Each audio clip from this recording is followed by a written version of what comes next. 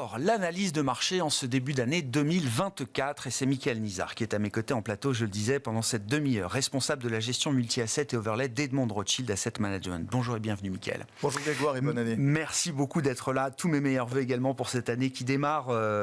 Mickaël, comment est-ce que vous regardez justement le démarrage des marchés en ce début d'année 2024 ? Évidemment, il faut regarder ce qui s'est passé la semaine dernière au regard de ce qui s'est passé en fin d'année dernière, notamment sur le mois de novembre et le mois de décembre, qui ont été 2 mois de rallye généralisé assez monstrueux, avec l'anticipation d'un scénario à peu près parfait par les investisseurs. Exactement Grégoire. En fait, après 2 années de durcissement monétaire sans comparaison possible avec l'historique récent ou même lointain, on a eu quand même 2 années très fortes de durcissement monétaire, et en fait on est rentré dans une phase d'espoir à partir du début du mois de novembre, à partir du moment où on a commencé à voir poindre finalement un pivot de la Banque centrale américaine, et à partir de ce moment-là, effectivement une phase d'espoir, celui de voir ce pivot arriver, a amené finalement un redressement spectaculaire des performances, à la fois sur les marchés des taux, sur les marchés actions, et donc toute la question aujourd'hui, c'est de savoir qu'est-ce que sanctionnent un petit peu les marchés aujourd'hui. Alors, dans les variables financières, je vois trois explications possibles. Premièrement, on est en début de période, juste avant les prochaines publications de résultats en termes de capacité bénéficiaire des entreprises. Ouais. On est aujourd'hui sur des niveaux de 11% attendus aux États-Unis, 6-7% sur l'Europe. Est-ce que finalement on risque d'avoir une déception ? Donc c'est ce que les marchés certainement sont en train un petit peu de questionner. Deuxièmement, quand on regarde la prime de risque sur les marchés actions, l'écart de rémunération finalement entre le dividende yield et l'earnings yield, globalement il n'est pas loin de zéro. Ouais. Ce qui veut dire qu'on est dans une phase où il n'y a pas de place finalement à la déception sur les earnings et sur cette capacité bénéficiaire des entreprises et sur leur marge.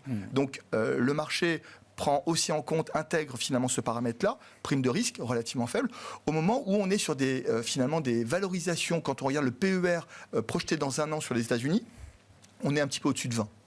Donc il y a peu de marge finalement à l'erreur. Et troisièmement, pour expliquer aussi le fait qu'on a une baisse concomitante des marchés actions et des marchés des taux, quand vous regardez finalement l'effet supply, donc l'appel des marchés de capitaux liés à la dette des pays, des gouvernements, notamment américains, on a globalement un effet supply, donc un appel au marché qui va être en hausse de 40% sur 2024 par rapport à 2023. Et dans ces 40%, on a un appel au marché de la dette sur le gouvernement américain de l'ordre de plus 60%.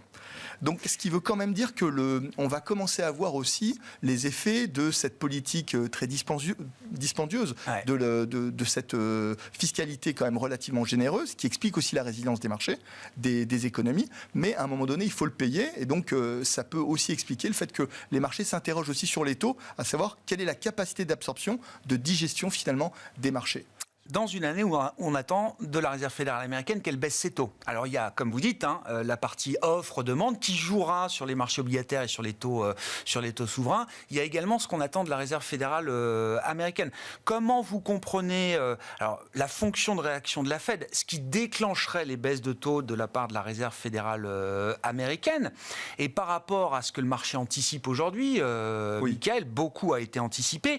Quel est pour vous le risque principal ? Côté américain notamment, qu'on soit déçu par le nombre et l'ampleur des baisses de taux, ou qu'on en ait peut-être beaucoup plus que ce qu'on anticipe aujourd'hui. 2 histoires macro très différentes. Alors pour fixer un petit peu les choses, aujourd'hui la projection médiane de la Federal Reserve pour 2024, c'est une baisse de moins 75 BP sur les taux directeurs américains. Le marché aujourd'hui, il intègre déjà une baisse de l'ordre de 125 points de base, donc presque le double de ce qui est déjà anticipé par les propres gouverneurs de la Federal Reserve qui composent le FOMC.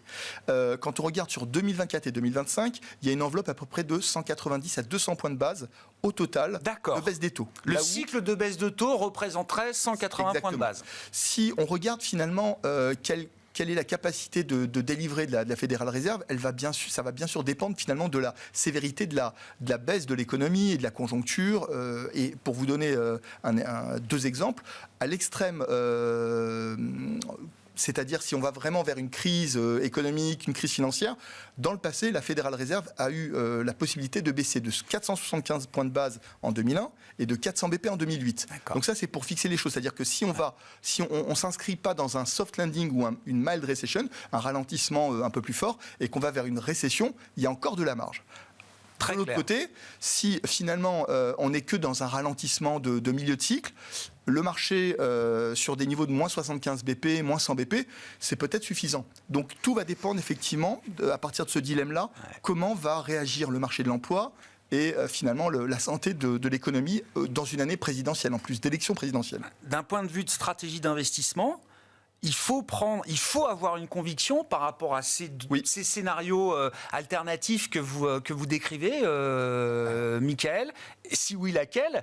Et comment on gère le fait qu'on ait des probabilités qui coexistent autour du scénario parfait, très consensuel désormais, et dont on sait qu'il se déroulera sans doute pas tout à fait comme prévu, Bien sûr. Michael. Alors déjà, pour répondre à cette dernière question qui est cruciale, il faut de l'agilité. C'est-à-dire que dans une même année, il y a différents scénarios, différents régimes qui peuvent se succéder. Et on passera par des stades peut-être différents, c'est ce qu'il faut avoir en tête. Donc il faut avoir de toutes les manières une gestion qui soit flexible et qui puisse permettre de pouvoir allouer de manière assez pragmatique en fonction des régimes de marché. Ceci dit, nous on part avec la conviction en 2024 qu'en fait, on est prêt en fait aujourd'hui à mettre de côté certains scénarios. Le scénario du no landing, parce qu'effectivement, après 2 années où ça a tapé sur les marchés, sur la sphère financière, c'est la sphère réelle qui va commencer aussi à devenir un peu plus vulnérable. Donc on ne voit pas une économie qui ne va pas quand même ralentir. Donc on pense qu'on peut mettre de côté le no-landing et on peut aussi mettre de côté la stagflation. Sauf bien sûr événements géopolitiques, mais c'est-à-dire un fort rebond du pétrole avec une stabilité du marché de l'emploi. Enfin, on a du mal à y croire. Donc qu'est-ce qui nous reste? Il nous reste effectivement un scénario de soft landing ou même de mild recession. Pour nous, on pense que la Fédérale Réserve a les moyens de pouvoir délivrer même plus que ce qui est aujourd'hui anticipé par le marché. Parce que quand on regarde la règle de Taylor, qui permet en fait de voir en fait quel serait finalement le niveau cible par rapport à l'output gap, donc par rapport au niveau à l'écart à la croissance potentielle. Globalement en fait il peut y avoir encore une centaine de BP, c'est-à-dire on pourrait arriver à facilement 3% sur les taux directeurs si bien sûr l'économie allait dans le sens d'un ralentissement plus marqué. Donc notre conviction c'est que la Fédérale Réserve va quand même pouvoir délivrer au moins ces baisses des taux assurantiels et même aller plus loin, parce qu'en fait, une chose qui est importante, c'est qu'elle pourra réagir à la normalisation de l'inflation. L'inflation, aujourd'hui, elle va rentrer progressivement dans les targets de ces cibles. C'est-à-dire qu'au deuxième semestre, on va arriver à un petit peu moins de 2% normalement au niveau de l'inflation américaine. Donc, elle a tout à fait la possibilité de délivrer. C'est tout le sens des derniers discours d'un Jérôme Powell, de dire on sera prêt à recalibrer notre politique monétaire au fur et à mesure qu'on verra l'inflation continuer de baisser tel qu'on le prévoit aujourd'hui. On ne parle pas, dans ce scénario-là en tout cas, de baisse de taux d'urgence face à un événement financier ou face à une rupture macroéconomique qui nécessiterait une intervention d'urgence de la Fed. C'est ça qui est très important, je pense, Grégoire, c'est que quel est le caractère finalement du mode de réaction de la Fed? Est-ce qu'elle est proactive ou réactive? Elle a aujourd'hui la possibilité d'être proactive parce qu'en fait, elle est en train de voir la normalisation de l'inflation et finalement de manière assez nette, une vraie décrue. Et ça lui permet vraiment d'être proactive et d'avoir un rôle un peu de risk manager, surtout en début d'année, au moment où en fait on commence à voir dans les services un ralentissement, notamment sur le marché de l'emploi. Est-ce que ça, globalement, en matière de stratégie, ce put de la Fed dans le cadre du soft landing ou dans le cadre d'un scénario de récession un peu plus marqué, est-ce que ça milite pour ne pas sortir du risque, rester malgré tout pro-risque, même avec l'idée qu'on a devant nous un bas de cycle américain dont on ne sait pas trop où il atterrira? Exactement. Alors, pour mémoire, 2023, on était de ceux qui pensaient effectivement qu'on pouvait avoir une récession. À partir du moment où en fait, le FOMC de début novembre s'est mis en place, on a remonté notre appétit pour le risque et depuis ce moment-là, dans cette phase d'espoir, on est resté quand même plutôt bien investi. La vraie question pour nous, c'est y a-t-il un moment où en fait on va trouver une opportunité supplémentaire pour pouvoir rajouter un petit peu plus de risque jusqu'au moment où la Fédérale Réserve commencera à baisser les taux. Il nous semble qu'il y a vraiment cette phase un peu d'état de grâce avant la première baisse des taux, où en fait il faut avoir un appétit pour le risque et avoir des pondérations actions suffisamment importantes pour pouvoir bien accompagner finalement cet engouement pour l'ensemble des classes d'actifs risqués. Donc pour nous, la question du début d'année, c'est à quel moment allons-nous peut-être continuer à reprendre un peu plus de risques, sachant que déjà depuis début novembre, on l'avait fait notamment sur le marché américain et les marchés émergents. Prendre du risque, qu'est-ce que ça veut dire sur les marchés aujourd'hui ? Alors, vis-à-vis des taux, ce qu'on a appelé fut un temps l'actif sans risque, les dernières années nous ont montré qu'il y avait quand même un risque à détenir des taux longs souverains, par exemple, Mickaël. Et puis sur la partie action, sachant que 2023 a été une année de très forte concentration des performances, notamment à travers le groupe des 7 magnifiques. Si vous n'étiez pas sur les 7 magnifiques en 2023, c'était extrêmement compliqué, voire impossible, de faire marcher, de faire une année. Est-ce que cette logique-là peut quand même, à un moment, changer ? Oui. Alors, non, mais c'est la question que tout le monde se pose. C'est un thème qui a été énormément, finalement, rebattu. Et pour l'instant, finalement, la concentration a continué de se mettre en place. Donc, pour nous, il y a une conviction forte, c'est qu'en fait, on est dans une phase de distribution. C'est-à-dire où il va y avoir une croissance de plus en plus inclusive, notamment de toutes ces sociétés qui étaient un petit peu en retard et qui vont progressivement commencer à finalement être dans un processus de rattrapage parce qu'il y a une résilience de l'économie et parce qu'effectivement il y a une distribution, même en termes de sentiment de marché. Aujourd'hui, les investisseurs sont en train de chercher des actifs qui ont mal performé en 2023. L'appétit pour le risque va se diffuser. Il va se diffuser parce qu'en fait, dans cette phase un peu d'espoir, où en fait on a devant nous des baisses des taux et surtout une possibilité pour la Fed d'être proactive, eh bien ça donne un peu plus de possibilités aux investisseurs d'aller chercher de la croissance là où elle est disponible et où elle n'est pas trop chère. Donc je vous donne quelques exemples. En Europe, toute la partie petite et moyenne entreprise, les small et mid cap, nous semble intéressante. Il y a une opportunité là-dessus. Pour vous donner une idée, c'est que sur les 20 dernières années, il y a eu une surcote des small versus large de l'ordre de 20%. Aujourd'hui, on est à moins 10%. Donc, si on pense que l'inflation va baisser, va continuer de baisser avec des taux directeurs qui vont aussi baisser, on devrait avoir au moins une poche de rattrapage au niveau des small. Un deuxième exemple, le big data. Le big data, c'est pas forcément de dire on achète les 7 magnifiques. Non, il y a une approche qui est beaucoup plus liée aussi à la valorisation. On fait très attention à ce qu'on achète et là où on veut éviter certains secteurs un petit peu plus chauds.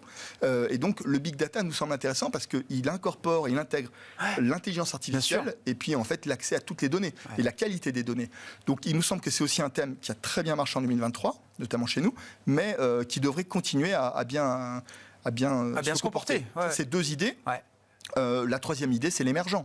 Mais pas forcément parler que de la Chine, parce qu'aujourd'hui, la Chine, ça ne représente plus les 40% ou les 50% d'antan, où finalement, il y avait une concentration très forte de la Chine au sein de l'émergent. Acheter les émergents, c'était acheter la Chine. Acheter l'indice émergent, c'était acheter la Chine avant tout. Aujourd'hui, c'est assez 25% différent. La Chine. Donc en fait, on a tendance à avoir un score positif sur l'émergent, mais au niveau global. Et il nous semble effectivement qu'il y a une capacité bénéficiaire de ces entreprises émergentes, avec des taux plus faibles, des taux réels plus faibles, un dollar qui a déjà fait son point haut l'année dernière, fin 2022 plus exactement. Il nous semble qu'on est dans une phase où l'alignement est plutôt positif et vertueux pour avoir une capacité bénéficiaire de ces entreprises émergentes dans différentes zones du globe. Ce qu'on a vu, fin d'année, on a vu sur quelques séances, quelques semaines, les actions émergentes être beaucoup plus toniques et dynamiques que ce qu'on avait pu voir précédemment et par rapport à des actions de marché développées également. Merci beaucoup, Mickaël. Merci d'avoir été avec nous pour nous éclairer sur vos convictions de début d'année chez Edmond de Rothschild Asset Management au démarrage donc, de cette année 2024. Mickaël Nizard, responsable de la gestion multi-asset et overlay d'Edram qui était avec nous en plateau pendant cette demi-heure.